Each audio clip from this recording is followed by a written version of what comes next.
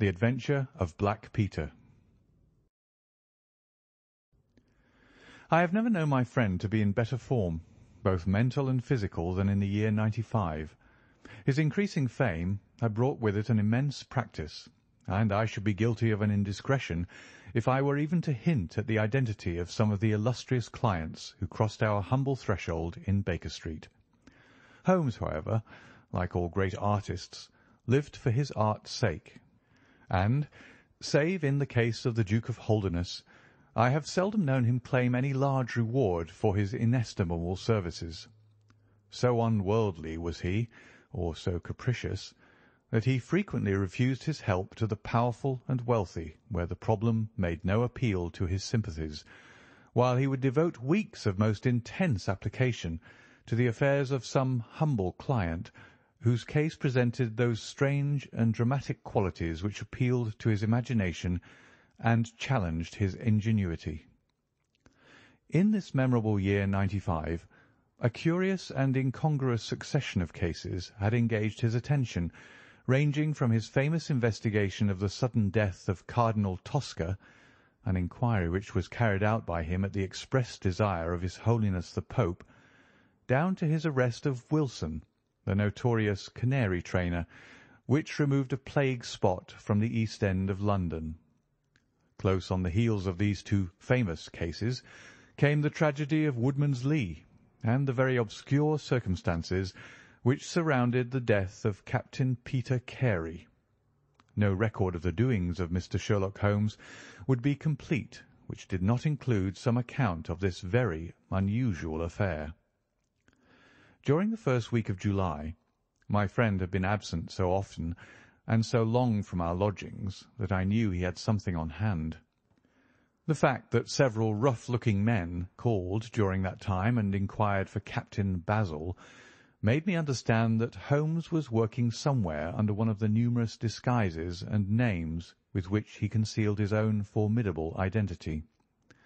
He had at least 5 small refuges in different parts of London, in which he was able to change his personality. He said nothing of his business to me, and it was not my habit to force a confidence. The first positive sign which he gave me of the direction which his investigation was taking was an extraordinary one.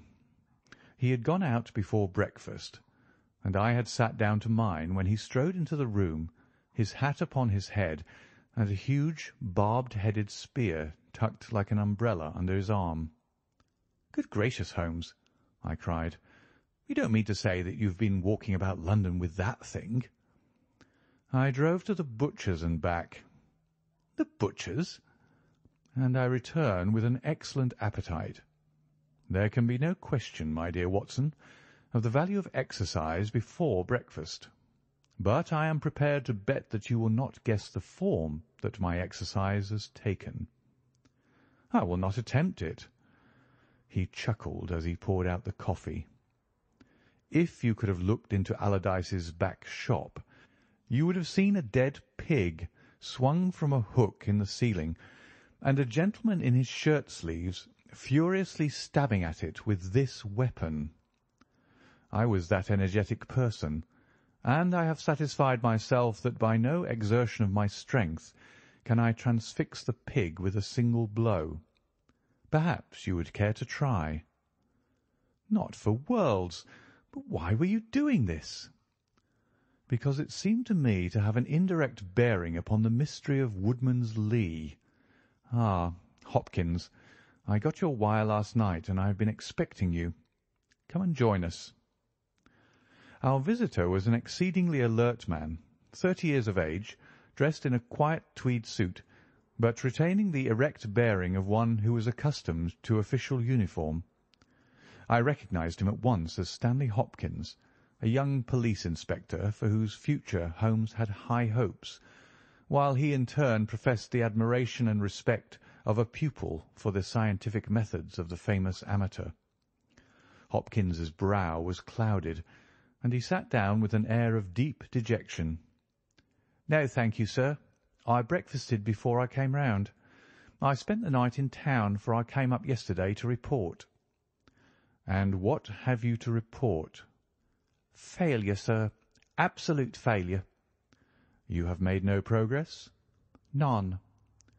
"Dear me, I must have a look at the matter." "I wish to heavens that you would, Mr. Holmes. It's my first big chance, and I'm at my wits' end. For goodness' sake, come down and lend me a hand."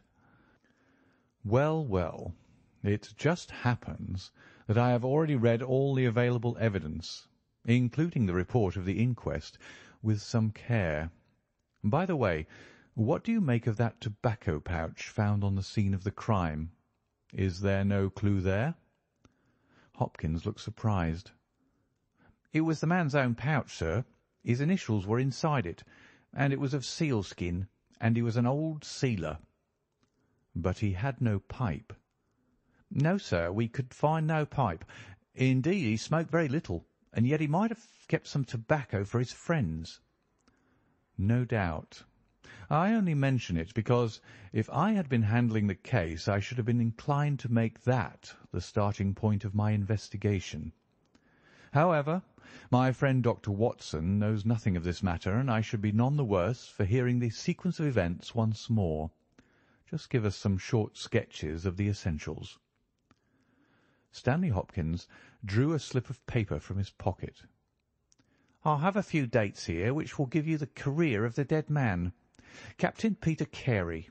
He was born in '45, 50 years of age.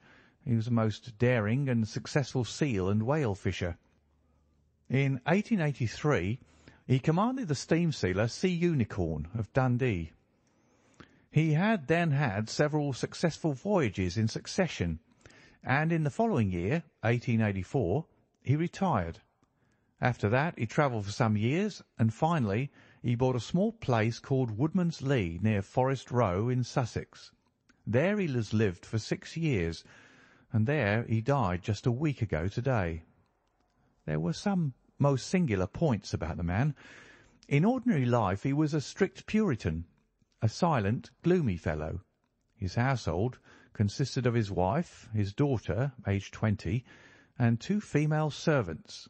These last were continually changing, for it was never a very cheery situation, and sometimes it became past all bearing.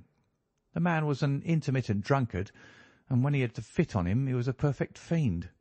He has been known to drive his wife and daughter out of doors in the middle of the night and flog them through the park until the whole village outside the gates was aroused by their screams. He was summoned once for a savage assault upon the old vicar, who had called upon him to remonstrate with him upon his conduct. In short, Mr. Holmes, you would go far before you found a more dangerous man than Peter Carey. And I've heard that he bore the same character when he commanded his ship. He was known in his trade as Black Peter, and the name was given him not only on account of his swarthy features and the colour of his huge beard, but for the humours which were the terror of all around him.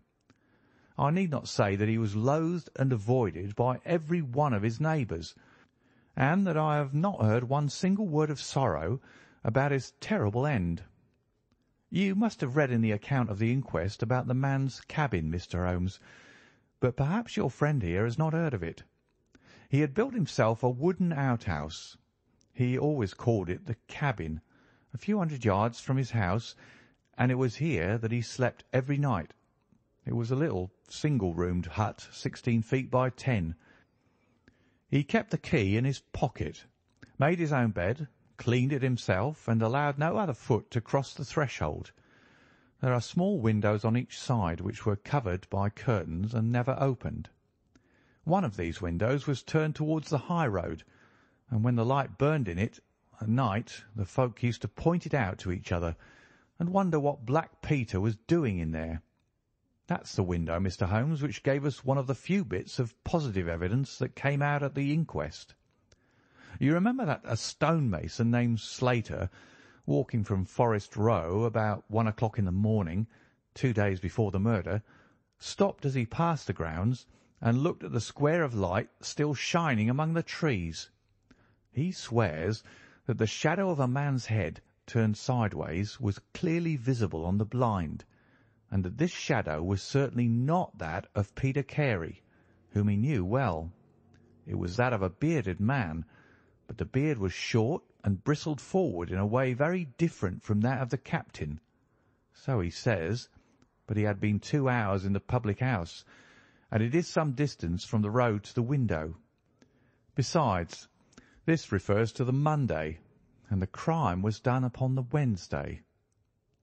On the Tuesday, Peter Carey was in one of his blackest moods, flushed with drink and as savage as a dangerous wild beast.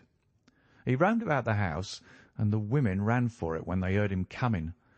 Late in the evening, he went down to his own hut. About 2 o'clock the following morning, his daughter, who slept with her window open, heard a most fearful yell from that direction, but it was no unusual thing for him to bawl and shout when he was in drink, so no notice was taken. On rising at 7, one of the maids noticed that the door of the hut was open, but so great was the terror which the man caused that it was midday before anyone would venture down to see what had become of him. Peeping into the open door, they saw a sight which sent them flying with white faces into the village. Within an hour I was on the spot and had taken over the case. Well, I have fairly steady nerves, as you know, Mr. Holmes, but I give you my word that I got a shake when I put my head into that little house. It was droning like a harmonium with flies and bluebottles, and the floor and the walls were like a slaughterhouse. He had called it a cabin, and a cabin it was, sure enough, for you'd have thought that you were in a ship. There was a bunk at one end, a sea chest, maps and charts, a picture of the sea unicorn, a line of logbooks on a shelf, all exactly as one would expect to find it in a captain's room. And there, in the middle of it, was the man himself, his face twisted like a lost soul in torment, and his great brindled beard stuck upward in his agony. Right through his broad breast a steel harpoon had been driven, and it had sunk deep into the wood of the wall behind him. He was pinned like a beetle on a card. Of course, he was quite dead, and had been so from the instant that he had uttered that last yell of agony. I know your methods, sir, and I applied them. Before I permitted anything to be moved, I examined most carefully the ground outside and also the floor of the room. There were no footmarks. Meaning you saw none? I assure you, sir, that there were none. My good Hopkins, I have investigated many crimes, but I have never yet seen one which was committed by a flying creature. As long as the criminal remains upon 2 legs, so long must there be some indentation, some abrasion, some trifling displacement, which can be detected by the scientific searcher. It is incredible that this blood-bespattered room contained no trace which could have aided us.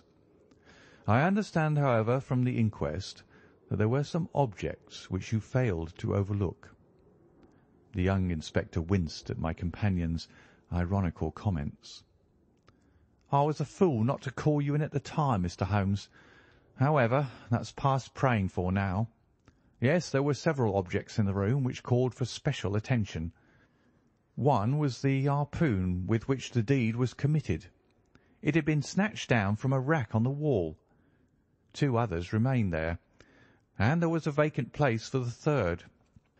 On the stock was engraved SS Seacorn, Dundee. This seemed to establish that the crime had been done in a moment of fury, and that the murderer had seized the first weapon which came his way.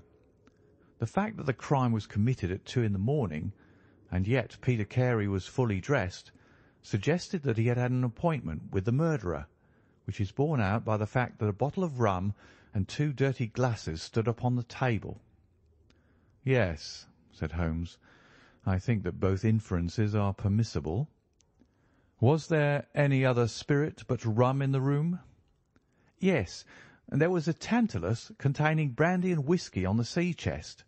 It is of no importance to us, however, since the decanters were full, and it had therefore not been used. For all that, its presence has some significance, said Holmes. However, let us hear some more about the objects which do seem to you to bear upon the case. There was this tobacco pouch upon the table. "What part of the table?" "It lay in the middle. It was, of course, sealskin, the straight-haired skin with a leather thong to bind it. Inside was P.C. on the flap. There was half an ounce of strong ship's tobacco in it." "Excellent. What more?" Stanley Hopkins drew from his pocket a drab-covered notebook. The outside was rough and worn, the leaves discoloured. On the first page were written the initials J.H.N. and the date 1883. Holmes laid it on the table and examined it in his minute way, while Hopkins and I gazed over each shoulder. On the second page were the printed letters C.P.R., and then came several sheets of numbers. Another heading was Argentine, another Costa Rica, and another San Paulo, each with pages of signs and figures after it. "What do you make of these?" asked Holmes. "They appear to be lists of stock exchange securities. I thought that J.H.N. were the initials of a broker, and that C.P.R. may have been his client." "Try Canadian Pacific Railway," said Holmes. Stanley Hopkins swore between his teeth and struck his thigh with his clenched hand. "What a fool I've been!" he cried. "Of course, it is as you say. Then J.H.N. are the only initials we have to solve. I've already examined the old stock exchange lists, and I can find no one in 1883, either in the house or among the outside brokers, whose initials correspond with these. Yet I feel that the clue is the most important one that I hold. You will admit, Mr. Holmes, that there is a possibility that these initials are those of the second person who was present, in other words, of the murderer. I would also urge that the introduction into the case of a document relating to large masses of valuable securities gives us from the first time some indication of a motive for the crime." Sherlock Holmes's face showed that he was thoroughly taken aback by this new development. "I must admit both your points," said he. "I confess that this notebook, which did not appear at the inquest, modifies any views which I may have formed. I had come to a theory of the crime in which I can find no place for this. Have you endeavoured to trace any of the securities here mentioned?" "Inquiries are now being made at the offices, but I fear that the complete register of the stockholders of these South American concerns is in South America, and that some weeks must elapse before we can trace the shares." Holmes had been examining the cover of the notebook with his magnifying lens. "Surely there is some discoloration here," said he. "Yes, sir, it is a blood stain. I told you that I picked the book off the floor." "Was the blood stain above or below?" "On the side next the boards." "Which proves, of course, that the book was dropped after the crime was committed." "Exactly, Mr. Holmes. I appreciated that point, and I conjectured that it was dropped by the murderer in his hurried flight. It lay near the door." "I suppose that none of these securities have been found among the property of the dead man?" "No, sir." "Have you any reason to suspect robbery?" "No, sir. Nothing seemed to have been touched." "Dear me, it is certainly a very interesting case. Then there was a knife, was there not?" "A sheath knife, still in its sheath. It lay at the feet of the dead man. Mrs. Carey has identified it as being her husband's property." Holmes was lost in thought for some time. "Well," said he at last, "I suppose I shall have to come out and have a look at it." Stanley Hopkins gave a cry of joy. "Thank you, sir. That will indeed be a weight off my mind." Holmes shook his finger at the inspector. "It would have been an easier task a week ago," said he, "but even now my visit may not be entirely fruitless. Watson, if you can spare the time, I should be very glad of your company. If you will call a four-wheeler, Hopkins, we shall be ready to start for Forest Row in a quarter of an hour." Alighting at the small wayside station, we drove for some miles through the remains of widespread woods, which were once part of that great forest which for so long held the Saxon invaders at bay, the impenetrable Weald, for 60 years the bulwark of Britain. Vast sections of it have been cleared, for this is at the seat of the first ironworks of the country, and the trees have been felled to smelt the ore. Now the richer fields of the north have absorbed the trade, and nothing save those ravaged groves and great scars in the earth show the work of the past. Here, in a clearing upon the green slope of a hill, stood a long, low stone house, approached by a curving drive running through the fields. Nearer the road, and surrounded on 3 sides by bushes, was a small outhouse, one window and the door facing in our direction. It was the scene of the murder. Stanley Hopkins led us first to the house, where he introduced us to a haggard, grey-haired woman, the widow of the murdered man, whose gaunt and deep-lined face, with the furtive look of terror in the depths of her red-rimmed eyes, told of the years of hardship and ill usage which she had endured. With her was her daughter, a pale, fair-haired girl whose eyes blazed defiantly at us as she told us that she was glad that her father was dead, and that she blessed the hand which had struck him down. It was a terrible household that Black Peter Carey had made for himself, and it was with a sense of relief that we found ourselves in the sunlight again, and making our way along a path which had been worn across the fields by the feet of the dead man. The outhouse was the simplest of dwellings, wooden-walled, shingle-roofed, one window beside the door and one on the farther side. Stanley Hopkins drew the key from his pocket, and had stooped to the lock when he paused with a look of attention and surprise upon his face. "Someone has been tampering with it," he said. There could be no doubt of the fact. The woodwork was cut, and the scratches showed white through the paint, as if they'd been that instant done. Holmes had been examining the window. "Someone has tried to force this also. Whoever it was has failed to make his way in. He must have been a very poor burglar." "This is a most extraordinary thing," said the inspector. "I could swear that these marks were not here yesterday evening." "Some curious person from the village, perhaps?" I suggested.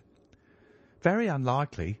Few of them would dare to set foot in the grounds, far less try to force their way into the cabin. What do you think of it, Mr. Holmes?" "I think that fortune is very kind to us." "You mean that the person will come again?" "It is very probable. He came expecting to find the door open. He tried to get in with the blade of a very small penknife. He could not manage it. What would he do?" "Come again next night with a more useful tool." "So I should say. It will be our fault if we are not there to receive him. Meanwhile, let me see the inside of the cabin." The traces of the tragedy had been removed, but the furniture within the little room still stood as it had been on the night of the crime. For 2 hours, with most intense concentration, Holmes examined every object in turn, but his face showed that his quest was not a successful one. Only once he paused in his patient investigation. "Have you taken anything off this shelf, Hopkins?" "No, I've moved nothing." "Something has been taken. There is less dust in this corner of the shelf than elsewhere. It may have been a book lying on its side. It may have been a box. Well, well, I can do nothing more. Let us walk in these beautiful woods, Watson, and give a few hours to the birds and the flowers. We shall meet you here later, Hopkins, and see if we can come closer quarters with the gentleman who has paid this visit in the night." It was past 11 o'clock when we formed our little ambuscade. Hopkins was for leaving the door of the hut open, but Holmes was of the opinion that this would rouse the suspicions of the stranger. The lock was a perfectly simple one, and only a strong blade was needed to push it back. Holmes also suggested that we should wait not inside the hut but outside it, among the bushes which grew round the farther window. In this way we should be able to watch our man if he struck a light, and see what his object was in this stealthy nocturnal visit. It was a long and melancholy vigil, and yet brought with it something of the thrill which the hunter feels when he lies beside the water-pool and waits for the coming of the thirsty beast of prey. What savage creature was it which might steal upon us out of the darkness? Was it a fierce tiger of crime, which could only be taken fighting hard with flashing fang and claw, or would it prove to be some skulking jackal, dangerous only to the weak and unguarded? In absolute silence we crouched amongst the bushes, waiting for whatever might come. At first the steps of a few belated villagers, or the sound of voices from the village, lightened our vigil, but one by one these interruptions died away, and an absolute stillness fell upon us, save for the chimes of the distant church, which told us of the progress of the night, and for the rustle and the whisper of a fine rain falling amid the foliage which roofed us in. 2:30 had chimed, and it was the darkest hour which precedes the dawn when we all started, as a low but sharp click came from the direction of the gate. Someone had entered the drive. Again there was a long silence, and I had begun to fear that it was a false alarm, when a stealthy step was heard upon the other side of the hut, and a moment later a metallic scraping and clinking. The man was trying to force the lock. This time his skill was greater, or his tool was better, for there was a sudden snap and the creak of the hinges. Then a match was struck, and next instant the steady light from a candle filled the interior of the hut.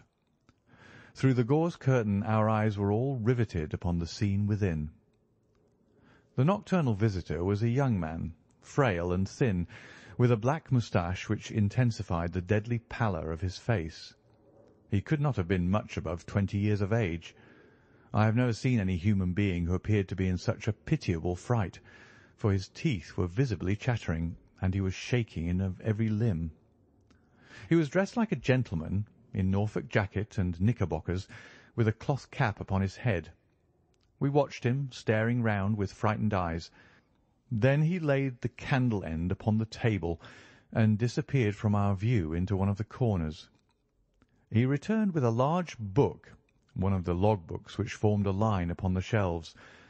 Leaning on the table, he rapidly turned over the leaves of this volume until he came to the entry which he sought. Then, with an angry gesture of his clenched hand, he closed the book, replaced it in the corner, and put out the light.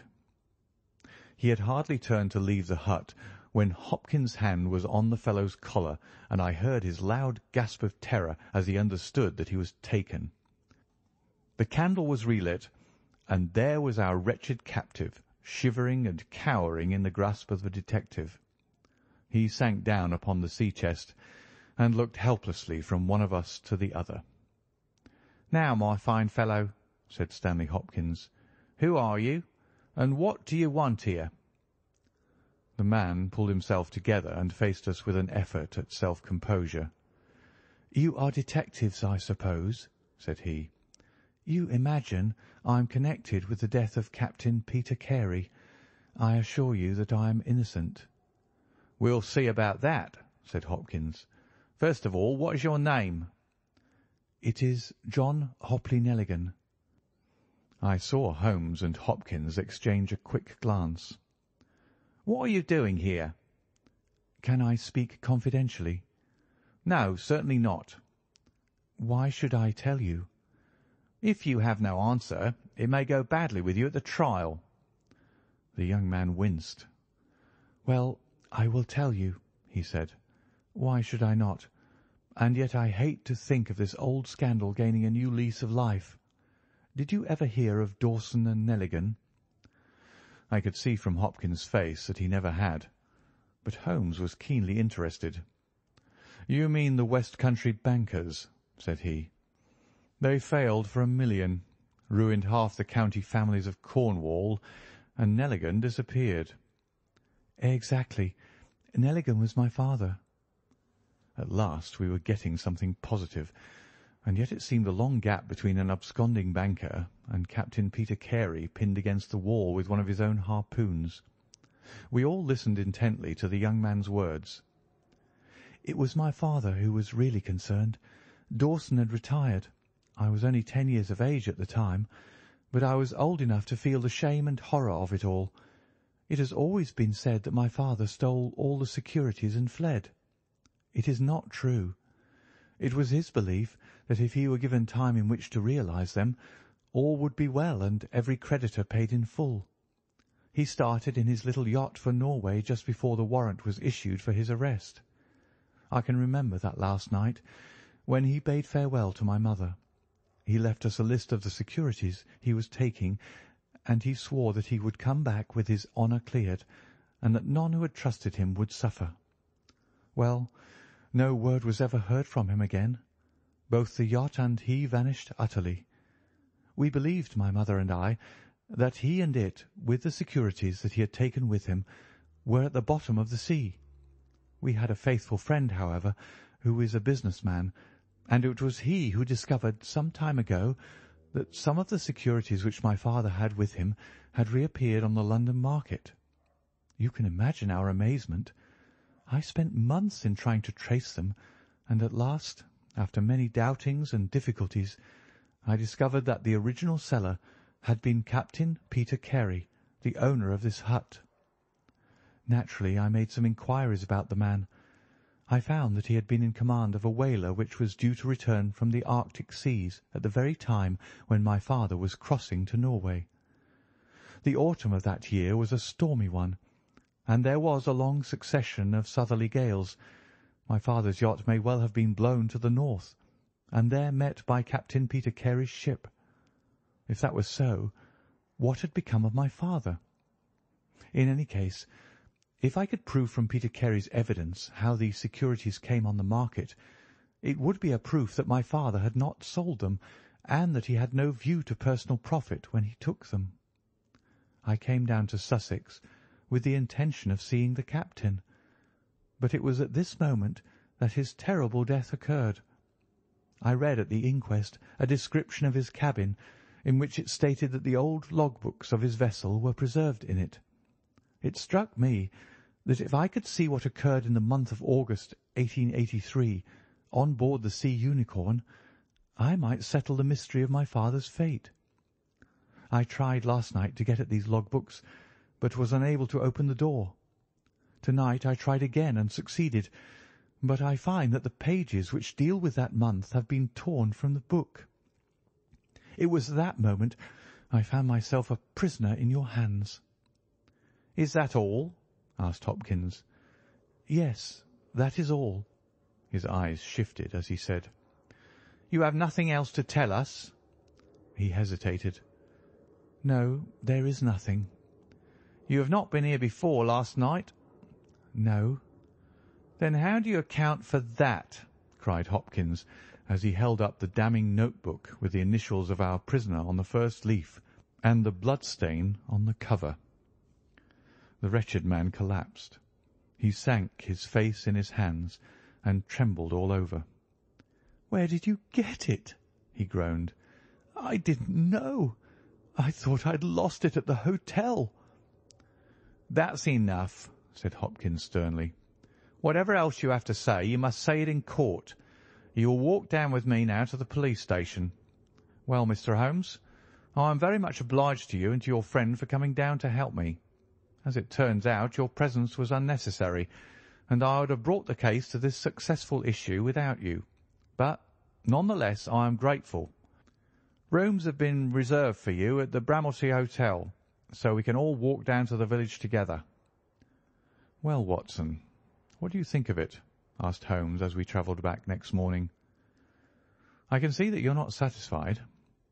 "Oh, yes, my dear Watson, I am perfectly satisfied.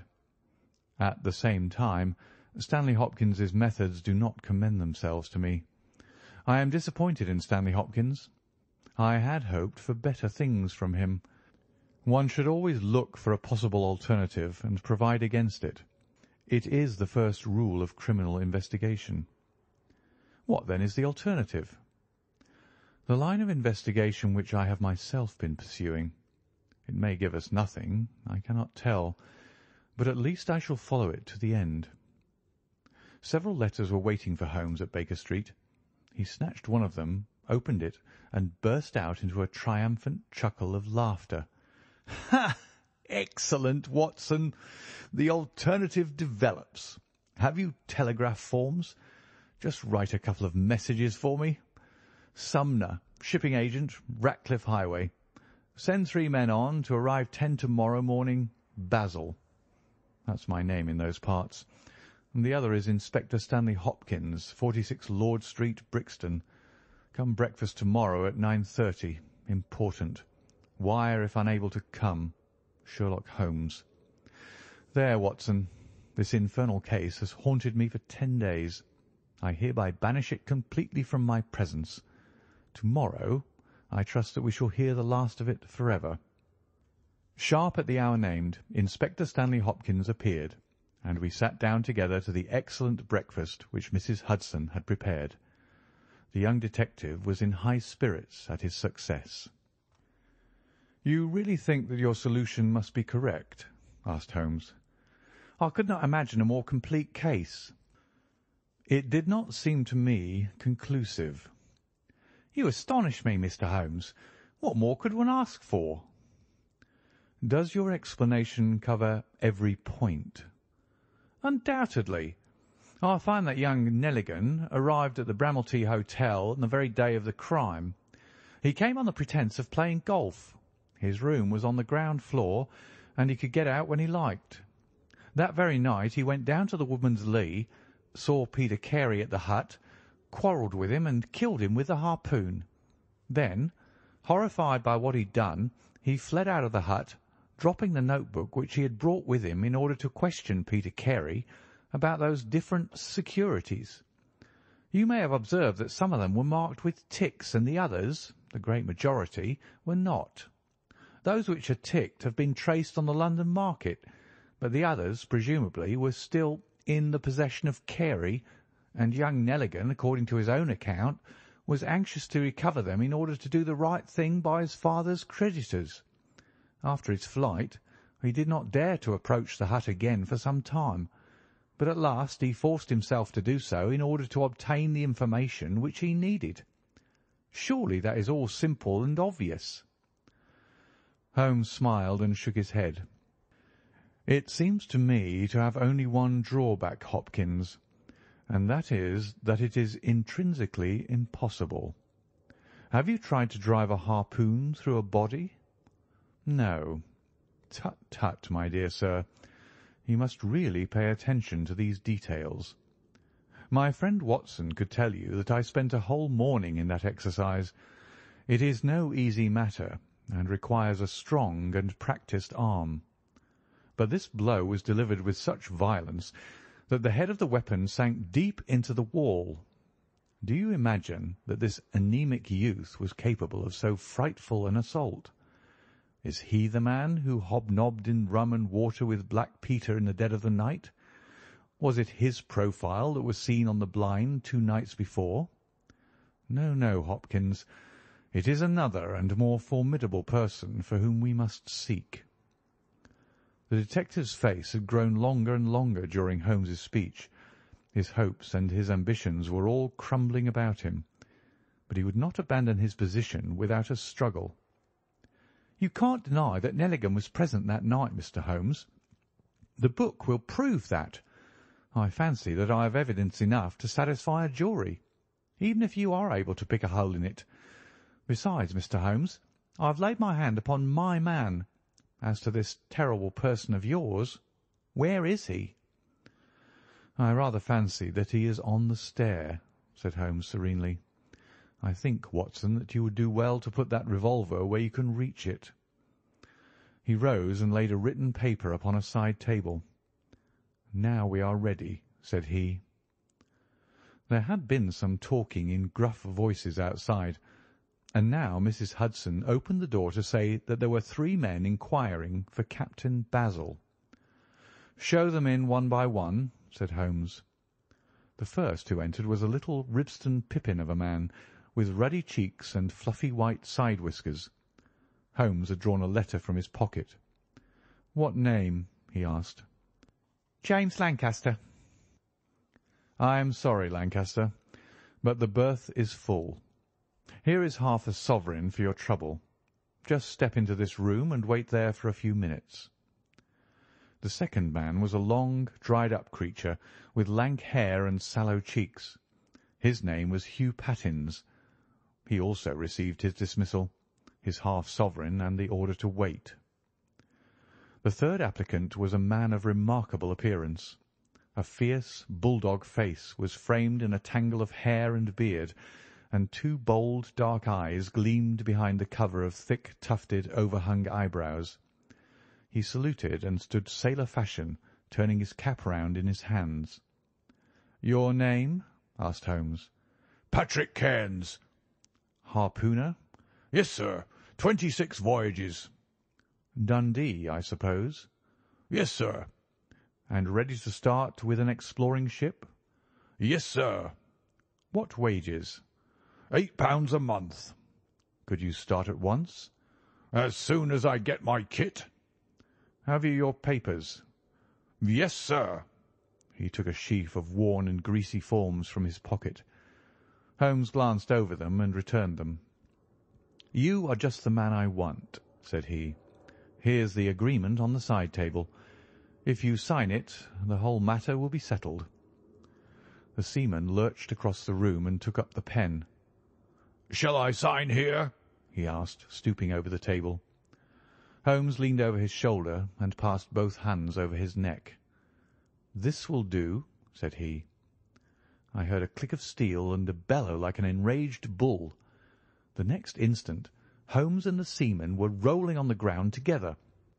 He was a man of such gigantic strength that, even with the handcuffs which Holmes had so deftly fastened upon his wrists, he would have very quickly overpowered my friend, had Hopkins and I not rushed to his rescue. Only when I pressed the cold muzzle of the revolver to his temple did he at last understand that resistance was vain. We lashed his ankles with cord and rose breathless from the struggle. "I must really apologize, Hopkins," said Sherlock Holmes. "I fear that the scrambled eggs are cold. However, you will enjoy the rest of your breakfast all the better, will you not, for the thought that you have brought your case to a triumphant conclusion?" Stanley Hopkins was speechless with amazement. "I don't know what to say, Mr. Holmes," he blurted out at last, with a very red face. "It seems to me that I've been making a fool of myself from the beginning. I understand now what I should never have forgotten, that I am the pupil and you are the master. Even now I see what you have done, but I don't know how you did it or what it signifies." "Well, well," said Holmes, good-humouredly. "We all learn by experience, and your lesson this time is that you should never lose sight of the alternative. You were so absorbed in young Nelligan that you could not spare a thought to Patrick Cairns, the true murderer of Peter Carey." The hoarse voice of the seaman broke in on our conversation. "See here, mister," said he, "I make no complaint of being manhandled in this fashion, but I would have you call things by their right names. You say I murdered Peter Carey. I say I killed Peter Carey, and there's all the difference. Maybe you don't believe what I say. Maybe you think I'm just slinging you a yarn." "Not at all," said Holmes. "Let us hear what you have to say." "It's soon told, and by the Lord every word of it's truth. I knew Black Peter, and when he pulled out his knife I whipped a harpoon through him sharp, for I knew that it was him or me. That's how he died. You can call it murder. Anyway, I'd as soon die with a rope round my neck as with Black Peter's knife in my heart." "How came you there?" asked Holmes. "I'll tell it you from the beginning. Just sit me up a little, so as I can speak easy. It was in '83 that it happened, August of that year. Peter Carey was master of the Sea Unicorn, and I was spare harpooner. We were coming out of the ice pack on our way home with head winds and a weak southerly gale, when we picked up a little craft that had been blown north. There was one man on her, a landsman. The crew had thought she would founder and made for the Norwegian coast in the dinghy. I guess they were all drowned. Well, we took him on board, and this man and he and the skipper had some long talks in the cabin. All the baggage we took off with him was in one tin box. So far as I know, the man's name was never mentioned, and on the second night he disappeared as if he'd never been. It was given out that he had either thrown himself overboard or fallen overboard in the heavy weather that we were having. Only one man knew what had happened to him, and that was me, for with my own eyes I saw the skipper tip up his heels and put him over the rail in the middle watch of a dark night, 2 days before we sighted the Shetland lights. Well, I kept my knowledge to myself and waited to see what would come of it. When we got back to Scotland it was easily hushed up, and nobody asked any questions. A stranger died by accident, and it was nobody's business to inquire. Shortly after, Peter Carey gave up the sea, and it was long years before I could find where he was. I guessed that he had done the deed for the sake of what was in that tin box, and that he could afford now to pay me well for keeping my mouth shut. I found out where he was from a sailor-man that had met him in London, and down I went to squeeze him. The first night he was reasonable enough, and was ready to give me what would make me free of the sea for life. We were to fix it all 2 nights later. When I came, I found him 3 parts drunk and in a vile temper.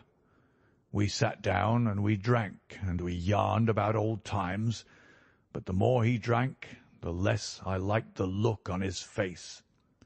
I spotted that harpoon upon the wall, and I thought I might need it before I was through. Then at last he broke out at me, spitting and cursing, with murder in his eyes and a great clasp knife in his hand. He had not time to get it from the sheath before I had the harpoon through him. Heavens, what a yell he gave, and his face gets between me and my sleep. I stood there with his blood splashing round me, and I waited for a bit, but all was quiet, so I took heart once more. I looked round, and there was the tin box on the shelf.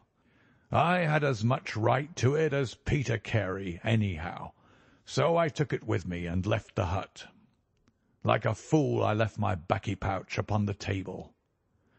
Now I'll tell you the queerest part of the whole story. I had hardly got outside the hut when I heard someone coming, and I hid among the bushes. A man came slinking along, went into the hut, gave a cry as if he'd seen a ghost, and legged it as hard as he could run until he was out of sight. Who he was or what he wanted is more than I can tell. For my part, I walked 10 miles, got a train at Tunbridge Wells, and so reached London, and no one the wiser. Well, when I came to examine the box, I found there was no money in it, and nothing but papers that I would not dare to sell. I had lost my hold on Black Peter and was stranded in London without a shilling. There was only my trade left. I saw these advertisements about harpooners and high wages, so I went to the shipping agents and they sent me here. That's all I know, and I say again that if I killed Black Peter, the law should give me thanks, for I saved them the price of a hempen rope." "A very clear statement," said Holmes, rising and lighting his pipe. "I think, Hopkins, that you should lose no time in conveying your prisoner to a place of safety. This room is not well adapted for a cell, and Mr. Patrick Cairns occupies too large a proportion of our carpet."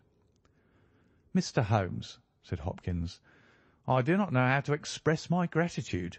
Even now I don't understand how you attained this result." "Simply by having the good fortune to get the right clue from the beginning. It is very possible if I had known about this notebook it might have led away my thoughts as it did yours. But all I heard pointed in the one direction. The amazing strength, the skill in the use of the harpoon, the rum and water, the sealskin tobacco pouch with the coarse tobacco, all these pointed to a seaman, and one who had been a whaler. I was convinced that the initials P.C. upon the pouch were a coincidence, and not those of Peter Carey, since he seldom smoked, and no pipe was found in his cabin. You remember that I asked whether whisky and brandy were in the cabin. You said they were. How many landsmen are there who would drink rum when they could get these other spirits? Yes, I was certain it was a seaman. And how did you find him? My dear sir, the problem had become a very simple one. If it were a seaman, it could only be a seaman who had been with him on the Sea Unicorn. So far as I could learn, he had sailed in no other ship. I spent 3 days in wiring to Dundee, and at the end of that time I had ascertained the names of the crew of the Sea Unicorn in 1883. When I found Patrick Cairns among the harpooners, my research was nearing its end. I argued that the man was probably in London, and that he would desire to leave the country for a time. I therefore spent some days in the East End, devised an Arctic expedition, put forth tempting terms for harpooners who would serve under Captain Basil, and behold the result. "Wonderful!" cried Hopkins. "Wonderful!" "You must obtain the release of young Nelligan as soon as possible," said Holmes. "I confess that I think you owe him some apology. The tin box must be returned to him, but, of course, the securities which Peter Carey has sold are lost forever. There's the cab, Hopkins, and you can remove your man. If you want me for the trial, my address and that of Watson will be somewhere in Norway. I'll send particulars later."